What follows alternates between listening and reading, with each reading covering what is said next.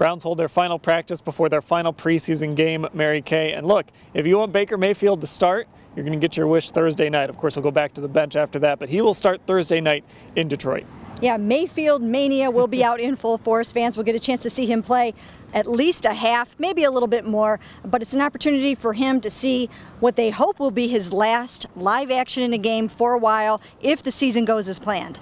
Yeah, of course, Tyrod Taylor will be the starter come the Pittsburgh game, and the hope is that he'll be able to hold that position for, like you said, a long time. Maybe not the whole season, but at least hold it for half the year, something like that. Yeah, and you know, the thing to remember here, Dan, is that Baker Mayfield is the backup, and as we saw in that Eagles game, he's one play away from going in there. When you have a running quarterback like Tyrod Taylor, you know, anything can happen. At any given moment, you might need to go to your backup. And Baker Mayfield is going to be the man to do that, and it could happen. Who knows? Again, they hope it doesn't happen for a long time. Could happen week one. Now, Trevon Coley was back on the field today as well for the Browns. The defensive tackle could be a starter. Larry Ogunjobi has played well in his place, but it was Coley getting the first team reps before he was hurt. And then Demarius Randall not on the field today. In fact, he's going to get a second opinion on his knee. Yeah, that does not sound that good. A second opinion means that you might think that there is a need for a procedure. So he is somewhere out of town having that a second opinion right now.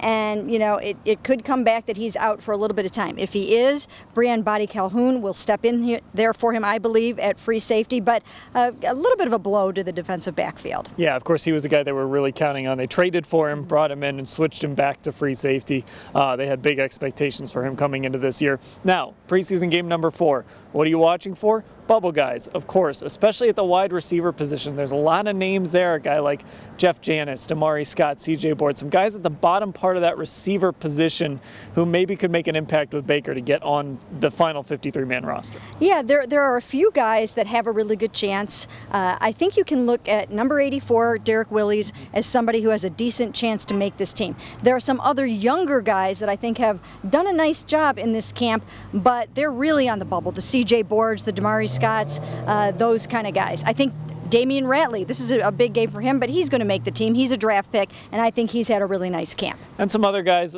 everybody knows about. Juice, Devin Kajus, Seth DeValve, the tight end position is intriguing, so a lot of bubble positions to watch, especially on the offensive side of the football. Yeah, but there are some also on defense. You're going to have to look at some of those defensive linemen, some of the pass rushers like Nate Orchard, Carl Nassib.